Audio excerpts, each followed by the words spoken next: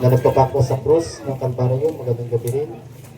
At sa panunasan ng Espiritu na siyang nag-joke sa mga tao para makapagsisi ng kanyang kasalanan. Hallelujah.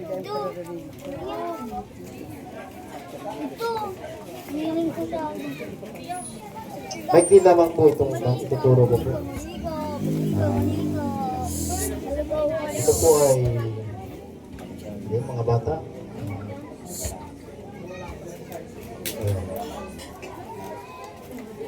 Anong gusto ninyo? Manatili kayo dyan o aalis kayo dyan? Anong dapat gawain para manatili kayo dyan? Ano bang dahilan? Bakit kayo mupo dyan? Para maglaro, magingay? Yun bang dahilan? Yun bang dahilan? Mupo kayo dyan para magingay? Maraming lugar para magingay. Hindi dito. Mga bata. Anong gusto ninyo? Mabait si pastor o nagagalit? Mabait po. Mabait. Kung gusto niyo mabait si pastor, behave. Tahimik lang, makinig. Amen. Okay. Wala muna magsasalita. Makinig muna sa salita ng Diyos. Amen. Amen. Ayan. Wala muna mag-uusap pa. Makinig tayo sa salita ng Diyos. Amen. Amen.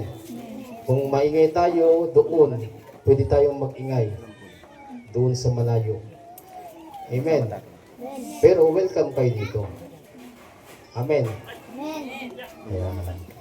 Okay, di ba madali naman pasunurin ng mga bata? Amen po ba mga magulang? Amen. Nagkukulang lamang po tayong mga magulang kung paano sila pasunurin ng tama. Amen po. Gising po tayo mga magulang. Amen po. Viral ngayon yung sa Tacloban, binaril yung mga kapwa nila estudyante. Bakit nangyari sa kabataan yun? Ang sabi sa naririnig natin, dahil sa larong Gorblocks ba yun? Gorblocks. Yung mga laro ngayon sa cellphone, may mga barilan, gano'n, patayan. Nakakot po ninyo? Ngayon, akala ng mga bata, normal po yung ganoong gawain. Amen po ba? Akala ng... Ngayon, kapag walang guidance ng magulang, walang nagsabi, anak, huwag mong gayahin yan. Yung mga napapanood mo, yung mga nilalaro mo, huwag mong gagayahin yan. Kapag walang guidance ng magulang, talagang maniligaw po yung mga bata. Amen po ba? Amen. Amen po. Kaya ang susi, para ang bata, lalaki ng matino, nasa magulang po yan. Amen po ba? Amen. Ako po ang pangalan ko po, Pastor Mark. Ako po yung pastor na, glory to God, ako po yung pastor na talagang tinututukan ko yung mga bata. Ayokong lalaki sila na hindi magandang kanilang ugali. Amen po ba? Amen. Kasi yan ang pag-asa ng mundong ito. Amen po ba? Kapag hindi yan naturuan, tama po yung sinabi ni Jose Rizal, ang pag-asa ng bayan natin ay ang mga bata. Ano po ang nangyayari ngayon? Kung sino po yung mga bata, sila yung nagagamit ngayon sa mga krimen, pagnanakaw. Amen po. Amen. Kasi nabasa niyo naman siguro yung chat ng dalawang bata. Hindi daw sila, mayroon silang malay na hindi daw sila makakasuhan, makukulong. Ngayon, dahil alam nila yun, naging tuso sila. Hindi sila takot. Kahit itong mga batang ito ngayon, alam ko may mga nakakalam dito, alam na nila yung batas na bawal lang manakit ng bata. Kapag tinutuwid mo yan, tititigan ka pa ng mga yan. Amen po ba? Amen. Amen po ba? Baka sasabihin sa'yo, ipapadisW ka kita. Pero hindi naman siguro nanakit si Pastor ano. Amen. Amen po ba? Pinagsabihan ko lang sila. Hindi naman siguro sila na trauma sa aking sinabi.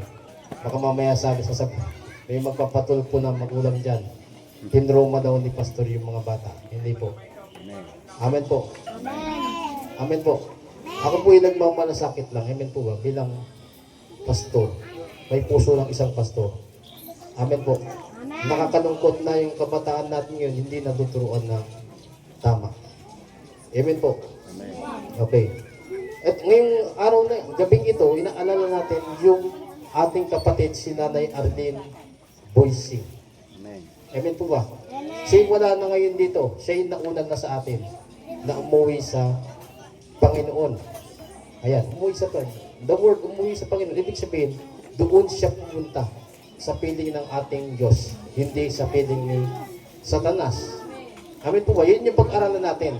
Ano ang sekreto para makasigurado tayo na doon tayo pupunta sa piling ng Diyos? Amen po. Sa Mateo chapter 24 verse 45. Sabi po dito, sino ang tapat at matalinong alipin? Okay, ma'am. Manalangin po na tayo. Amang Diyos na malalakila sa lahat, ako po'y nagpapakumbaba. Wala po akong magagawa, wala po akong maisasalita. Hallelujah. Hindi ko po maipapaunawa ang inyong pong banal na salita kung ako po'y hindi niyo sasamahan. Amang Diyos, ibuhos niyo po sa akin ang karunungan na nagmumula sa inyo. Hallelujah. Ganoin niyo po ang aking bibig, ang aking labi. Hallelujah, ang aking pagkatao. Amang Diyos, buksan niyo po ang pangunawa ng mga tao na may kinig ng inyong pong banal na salita. Amang Diyos, hindi po matatapos ang gabing ito na hindi sila aalis dito na hindi nila naunawaan ang dapat nilang maunawaan. Hallelujah. Amang Diyos, may tanim po sa pinakamalalim na bahagi ng kanilang puso ang inyong salita. Ito po'y mag-uugat, tutubo at mamumunga. Ito po'y kanilang magamit sa buhay na ito na puno ng kasama. Maraming salamat po. Ito pong aking dalangin sa makapangyarang pangalan ng aking pong si Yeshua. Amen. Dapat palaging maging handa. Ayan, yan po yung title ng pag-aaralan natin ngayon. Dapat palaging maging handa. Saan po tayo maghahanda? Sa buhay, sa kabila, kung saan tayo pupunta. Amen po ba? Amen po ba? Sabi po sa 45, sino ang tapat at matalinong alipin? Hindi ba't ang pinamamahala ng kanyang Panginoon upang magpakain sa iba pang mga alipin sa takdang oras? Sila po yung pinamumuno ng Diyos. Amen po ba? Sila yung pinipili na ikaw yung mamuno sa mga taong ito. Amen po. Sa trabaho, ikaw yung ginagawang foreman. Ikaw yung pinopromote. Amen po ba? Ikaw yung ginagawang supervisor. Amen po ba? Bakit ginagawa kang supervisor, foreman, o pinopromote ka? Kasi mabuti kang alipin. Hindi ikaw yung tutulog-tulog. Amen po ba? Ibig sabihin, ikaw yung nangigising sa kapwa mo katrabaho. Amen po ba? Hindi ikaw ang nagpapasimuno na huwag tayong magtrabaho. Kundi ikaw yung nag-guide sa kanila. Tumrabaho tayo. Amen po ba? Amen. Okay. Verse 46, pinagpala ang aliping iyon kapag dinatnan siyang tapat na naglilingkod sa pagbabalik ng kanyang Panginoon. Yung rapture po na tinatawag, na naririnig na po ba ninyo yan? Rapture. The word rapture, babalik ang Panginoong Yeshua, nandiyan sa alapaap, kukunin niya ang kanyang mga tao. Sino po ang kanyang mga tao? Yung tumanggap sa kanya at sumunod sa kanyang mga turo, utos. Amen po ba? Amen. Amen po ba? Huwag tayo mag-expect na sa Panginoong Yeshua tayo, Panginoong Jesus, kung hindi naman natin siya talaga totoong tinanggap. Amen po ba? Kung gusto natin na maging sa Kanya tayo, tanggapin natin siya. Sundin natin ang Kanyang utos. Ngayon, kapag tinanggap natin siya, hindi ka na ba talaga nakakagawa ng kasalanan? Ito tanong. Baka maraming tao kasi kaya hindi lumalapit sa Panginoong Jesus kasi sinasabi nilang makasalanan ako, hindi ako karapat-dapat. Amen po. Kaya hindi na. Kunyari, marami kang pinatay na tao. Ngayon, ang binubulong ng buti mo, hindi na ako karapat-dapat kasi marami akong pinatay. O marami kang tinulak na droga, hindi na ako karapat. O marami kang ginawang kasinungalingan, hindi na ako karapat-dapat kaya hindi na ako lumalapit. Amen po. Ganyan, meron ganyang tao. Kaya hindi na siya lumalapit sa Diyos kasi iniisip niya hindi na siya karapat-dapat. Mali pong pag-iisip. Kahit gaano kasama pong ating naging kasalanan sa harapan ng Diyos, tayo po ay tinatanggap niya. Amen po ba? Amen. Ngayon, ang usapan dito, kailangan madatnan tayo tulad ng binasa po natin ito, ulitin ko po. Pinagpala ang aliping iyon kapag dinatnan siyang tapat na naglilingkod sa pagbabalik ng kanyang Panginoon. Ulitin ko po, para maunawaan. Pinagpala ang aliping iyon kapag dinatnan siyang tapat na naglilingkod sa pagbabalik ng kanyang Panginoon. Unawain po ng may pangunawa. Napakamapalad po natin, after nating tanggapin ang Panginoong Jesus sa ating puso, mapalad po na datnan tayo ng Panginoong Jesus na patuloy na naglilingkod, gumagawa. Hindi sinabi na kapag dinatnan ka niya na hindi karapat-dapat, ibig sabihin may mga nagagawa ka pang hindi karapat-dapat sa kanya, hindi ka naligtas. Ang gusto po ng Panginoong Jesus, madatnan kanyang patuloy na nagsusumikap magbago. Amen po. Amen po. Mapalad ka kapag dinatnan. Yung amo mo, di ba? Pag dinatnan kang tulog, mapalad ka pa o hindi? Anong gagawin? Malaki ang sahod mo, 1 milyon. Dinatnan ka niya, natutulog lang. Anong gagawin? You're fine. Tanggal ka na. Amen po. Amen. Pero kung dinatnan ka niya na may ginagawa, maganda yung ginagawa mo, laging ganon, dinadatnan ka niya, laging may ginagawa ka, anong gagawin ng amo mo? Matutuwa siya sa iyo palagi. Amen po. Hindi ka niya tatanggalin sa trabaho. Amen po. Ganun po tayo mga Kristiyano. Amen po ba? Yung rapture, tsaka kamatayan ng physical nating katawan ay parang magkaparehas po yan. Bakit po sinabi ni Pastor na magkaparehas yan? Kasi yung rapture na tinatawag na pagbabalik ng Panginoong Jesus, hindi natin alam kung kailan. At yung kamatayan din, kung kailan ka mamamatay, alam mo ba? Tanong, alam mo ba kung kailan ka mamamatay? Hindi. So, ibig sabihin, yung rapture, tsaka yung kamatayan natin, physical, ay parehas lang. Amen po. Parehas lang po yan. Ngayon, napakamapalad po natin na kung mag-rapture ngayon, inatatnan tayo ng Diyos na patuloy na tumatrabaho sa ating kaluluwa. Amen po. Ibig sabihin, patuloy tayo nagsusumikap, makalapit sa Kanya, at ang mga taong patuloy nagsusumikap na lumapit sa Diyos na buhay ay patuloy na nababago. Sinungaling po tayo kung sinasabi natin lumalapit tayo sa Diyos, pero hindi naman tayo nababago. Lahat ng lumalapit sa Diyos ay naliliwanagan. Amen po ba? Amen. Lahat po ng lumalapit sa Diyos ay tunay na naliliwanagan. Nalalaman niya ang tama at mali. Amen. Amen po ba? Kapag lumapit ka sa Diyos, nalalaman mo yung tama, yun na yung gagawin mo. Nalaman mo yung mali, hindi na yun ang gagawin mo. Amen po ba? Kaya ka nga tinatawag na naliliwanagan na. Amen po ba? Amen. Ngayon, napakamapalad natin na dinatnan tayo ng rapture o dinatnan tayo ng kamatayan na naglilingkod sa Diyos. Maikli lamang po ituturo ko. Amen po ba? Amen. Unawain po ng may pangunawa.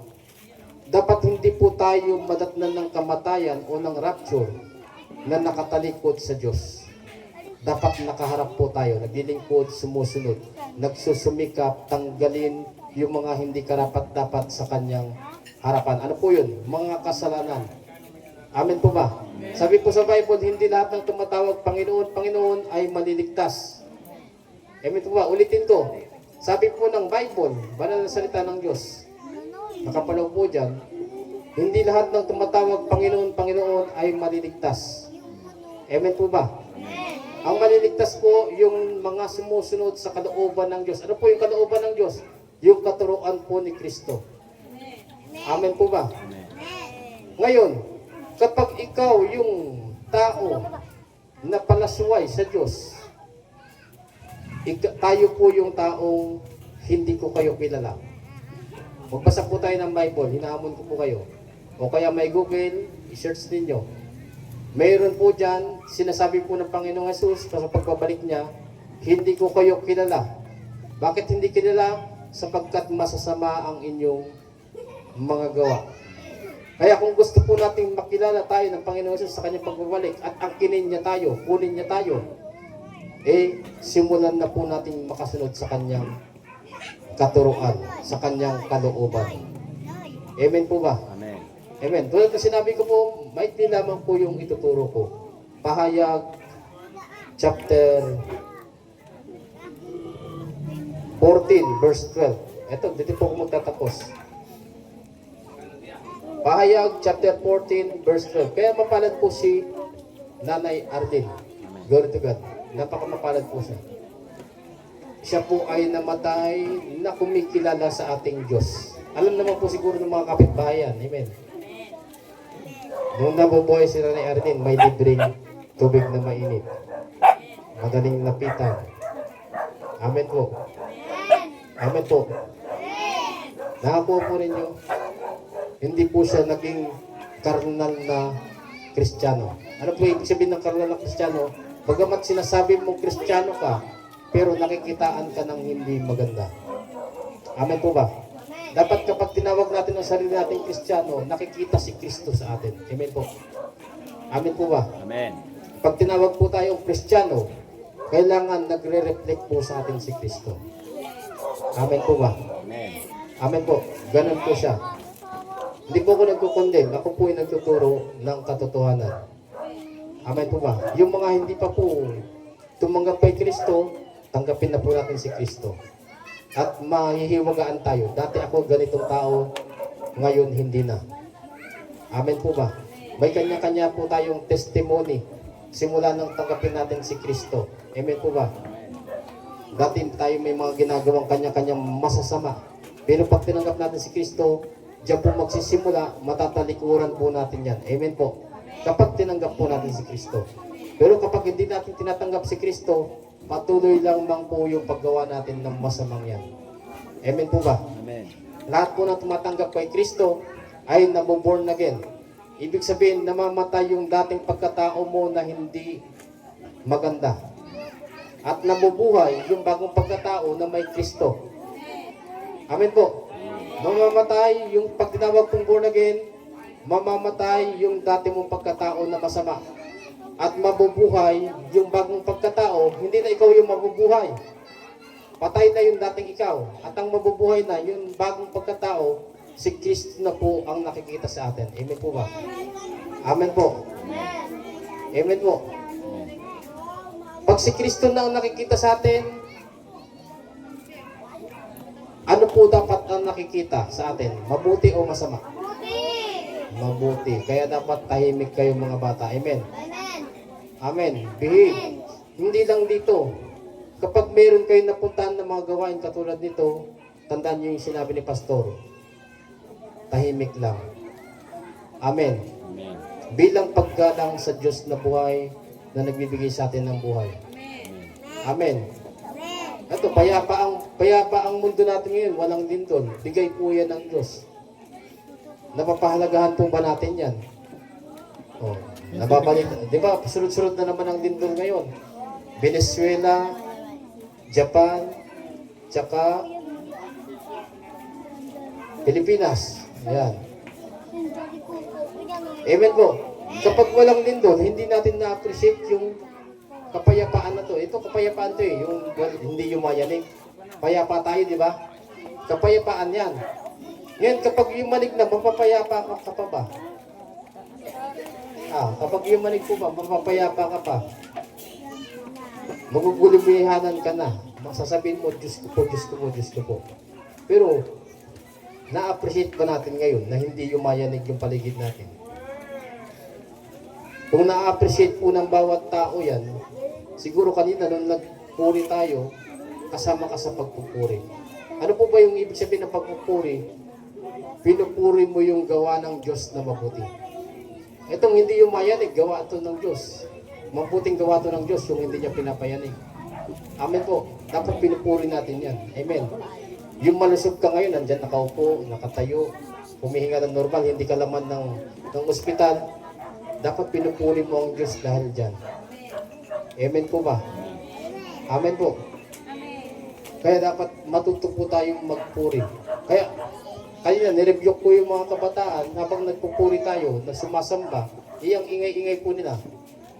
Ngayon, anong silbi natin ng mga, eto, pag-isipan niyo pong mga mabuti, mga matatanda, mga magulang. Tayo ang unang isinilang sa mundong ito. At tayo ang nauna sa mga batang iyan na nakaalam ng tama at mali. Ngayon, anong silbi natin kung hindi natin sila igagay? Naku po ninyo, nagkakaroon po tayo ng silbi ng matatanda kapag yung mga bata na nahuli sa atin ay ating itinatama. Amen po ba? Pero wala tayong, ito masakit to pakinggan eh, wala tayong silbing magulang kapag yung anak natin hindi natin naitama. Amen po ba? Amen. Masakit po pakinggan, wala tayong silbing magulang kung yung anak natin lumaki silang kriminal. Amen po ba? Lumaki silang magnanakaw. Lumaki silang sinungaling. Lumaki silang suwain. Lumaki silang nagtutulak ng droga. Bakit sila lumaking ganoon? Kasi hindi natin iginay. Ngayon, anong silbi natin? Naunawa na po ba? Masakit pakinggan, di po ba? Wala tayong silbi kung yung mga anak natin na mga bata lalakihan na kriminal. Amen po. Kaya, kung ayaw natin lumaki silang kriminal, kung ayaw natin na makita sila balang araw nasa loob ng rehas, itama po natin sila. Amen po ba? Kung mahal po natin sila. Amen po. Amen. Balik po tayo kay Nanay Arlene. Si Nanay Arlene po, namatay po siya na naglilingkod sa Diyos. Amen po ba?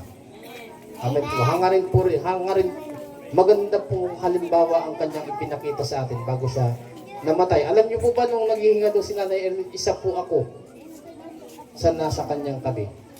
Glory to God po. Alam niyo po ba, naghihinga doon siya, ang iniisip niya pa yung mga anak niya. Yung asawa niya, mga anak niya. Alam niyo po yung binubulong sa akin bilang pastor? Pastor, huwag mong pababayaan yung spiritual ng aking mga anak. Alagaan mo sila. Kaya nakikita po ninyo mga kapitbahay, ayan, nakikita po ninyo madalas si pastor dito. Amen po. Nakikita po ninyo, dati hindi naman po ako nandito po. Nakita nyo na lang, biglang may puging pastor na nandito. Amen po ba? Kasi isa po yun sa last will and testament ni Nanay Arlene. Amen po. Last will and testament. Naunawan po ba ninyo? Pag last will and testament, makapangyarihan po yan. Amen po ba? Amen po. Sabi po ni Nanay Arlene, huwag mong pabayaan si Pastor TJ. Alam kasi ni Nanay Arlene, pasaway si Pastor TJ. Huwag mong pabayaan yung mga anak ko.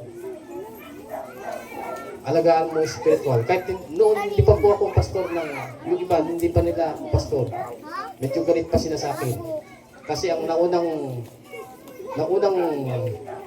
nagpaturo sa akin si Pastor TJ. Amen po. Siguro naman nakikita niyo si Pastor TJ noon. Kahit na sinasabing Kristiyano na siya, nagiinom pa rin yan sa loob. Nagsusugal. Sino po nakakilala kay Pastor TJ? TJ Buising, yung gumagano-gano. Yan. Di po ba, mga kapitbahay, alam po ninyo na kahit Kristiyano na yan, kasama po yan sa sugal. Sa inuman. Ayan. Nakakuha po ninyo, glory to God, ito po, hindi po ako nagbabago kay Pastor TJ, kundi yung salita ng Diyos na itinuro ko sa kanya. Amen po. Hindi po ako ang nagpabago kay Pastor TJ, kundi yung salita ng Diyos na itinuturo ko sa kanya. Sino po yun? Si Kristo. Amen po ba? At glory to God, nakikita ko ng pamilya Buising, unti-unti talagang lumalapit na sa Diyos. Amen po ba? Amen po. Meron pa rin kailangan itama. Hindi naman po kaagad, perfecto kaagad. Amen po ba? Pero habang nagpapatuloy tayong lumapit sa Diyos, nalalagasan tayo ng pangit na ugali, pangit na gawi, pangit na pananalita. Yan po ang paglapit sa Diyos. Habang lumalapit ka sa Diyos, hindi pwedeng mabitawan mo yung mga minamahal mong kasalanan. Kasi tatanggalin. Sa ayaw at sa gusto at ayaw mo, puputulin yan ng Diyos. Amen po ba? Amen po. Kahit napakatigas na ng sungay mo, puputulin niya ng Diyos kapag lumalapit ka na sa Kanya. Amen po ba? Kaya, nananawagan po si Pastor, sabay-sabay po tayong lumapit sa Diyos. Kung gusto nating mabago ang ating buhay. Amen po ba? Amen po. Okay. Sabi po sa Pahayag, chapter 14, verse 12. Ito'y panawagan na magpakatatag ang mga hinirang ng Diyos. Sino po yung mga hinirang ng Diyos? Sila po yung mga tumanggap kay Kristo ng totoo. Amen po. Amen. Ito'y panawagan na magpakatatag ang mga hinirang ng Diyos. Ang mga sumusunod sa mga utos ng Diyos at nananatiling tapat kay Jesus. Napakaganda. Ulitin ko po. Ito'y panawagan na magpakatatag ang mga hinirang ng Diyos. Sino po yung mga hinirang ng Diyos? Yung mga tumanggap kay Kristo. Amen po.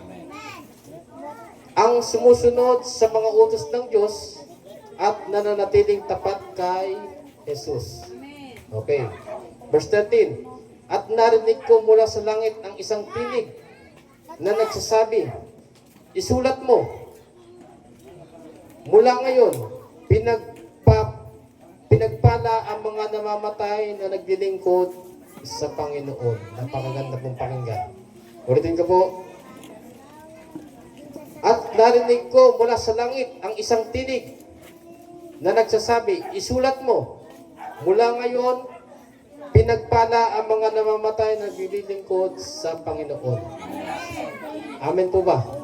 Kaya kung dadatnan man po tayo ng kamatayan o ng rapture na tinatawag, sikapin po natin na madatnan tayong naglilingkod sa Panginoon. Kanina, sino po yung Panginoon? Ang Panginoong Jesucristo, Panginoong Yeshua. At kapag sa Panginoong Yeshua ka naglilingkod, ikaw yung taong pabuti, hindi pasama. Kasi ang pinaglilingkuran mo ay ang Panginoon ng kabutihan. At kung siya ay Panginoon ng kabutihan, anong iuutos niya? Mabuti. Hindi mo ikasasama. Amen po ba? Kaya nga po tinatawag na born again. Amen po ba? Namamatay yung mga pagkatao natin na hindi maganda. Nawawala yung pananalita natin hindi maganda. Nawawala yung kilos natin na hindi maganda. Nabuborn again po tayo. Amen po. Amen po. Ito, lagi ko itong tinatanong, masama po ba na ang isang taong masama magbabago patungo sa kabutihan? Ayan, matalino po ang tao sa tanong na ito eh. Amen po. Masama bang isang taong masama magbabago patungo sa kabutihan? Ay, si Uncle Ninyo. Yan. Tanungin natin. Uncle Ninyo. Ang ganda takas. Mahirap po rin si Uncle Ninyo. Pero pag kumilos ang Diyos, wala pong imposible. Amen po ba? Amen po. Hindi po masama na isang taong masama tatalikod sa kanyang kasalanan. Mapapabuti ka pa nga eh. Amen po ba? Mapapabuti ka pa. Okay.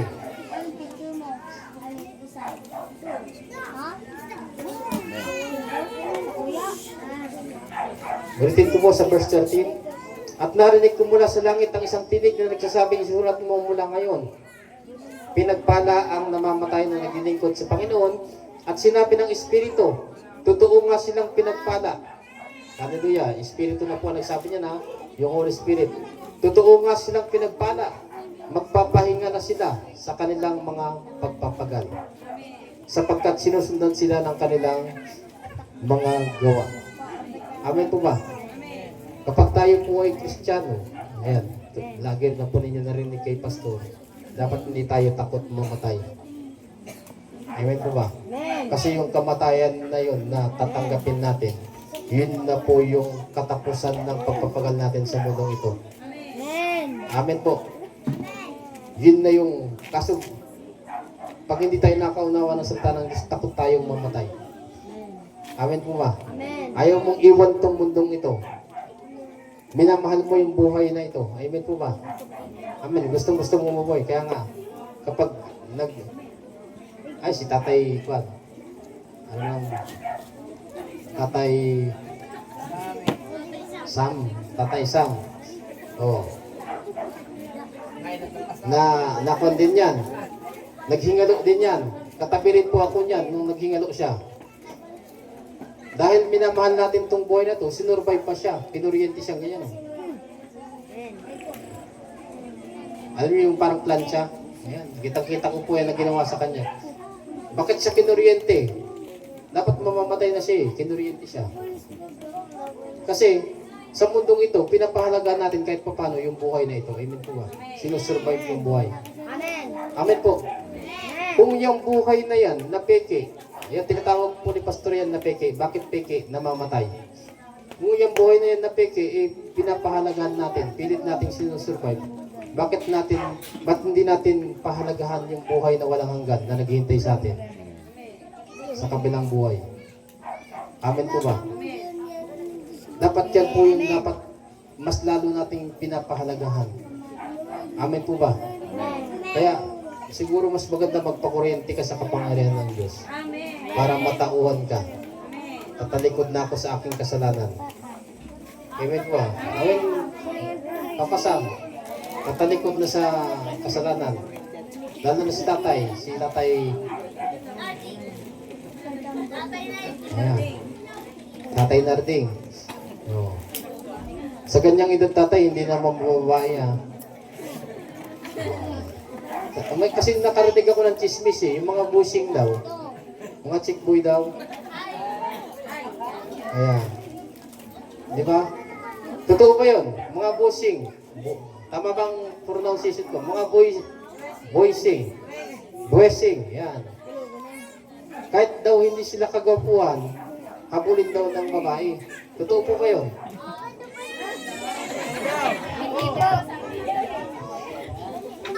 Ayan. Pero, dahil naririnig po ninyo, naririnig ng mga pamilya buwissing, itong salita ng Diyos ngayon, magkakaroon na sila ng pagkakatawan, pagsisihan yun. Amen po ba? Amen. Isa na lang. Amen po. Amen. Magiging isa na lang ang kanilang mamahalin. Kahit hindi naman ang pamilya buwissing, lahat po ng kalalakihan dito, dapat isa lang po ang ating minamahal. Amen po ba? Amen po. Okay. Ayun. Pigilan niyo po si Pastor. Magsasalita pa po ang mga pamilya ng pamilya buwissing, kaya tapusin ko na po. Kung gusto po nating makapunta kung saan naroon ng ating kapatid ngayon, si Nanay Arlene, tanggapin po natin ang totoo si Kristo. Ang lahat po ng taong tumanggap ng totoo sa Panginoong Hesus, tunay pong nababago. Amen po ba? Huwag po nating pekiin ang ating pagka-Kristiyano. Pag tinawag po natin tayo Kristiyano, tayo po ay patuloy na nababago. Amen po ba? Amen. Kasi yan po ang tinuturo ni Kristo. Magsisi po tayo ng kasalanan. Amen po ba? Ayan, nakita po ninyo mga matatanda. Ayan o. Kung walang magtatama sa mga bata, ayan, makinig po kayo. Hindi sila magiging tama. Ngayon, napapakiusapan naman po, di ba? Ayan, naging babe po sila. Pero kung pinabayaan lang natin sila, hanggang ngayon, maingay po sila. Amen po ba? Ako po yung nangigising. Mga kapwa kong matatanda, mga magulang, kailangan po tayo ng ating mga anak. Doon po ako magtatapos. Glory to God po.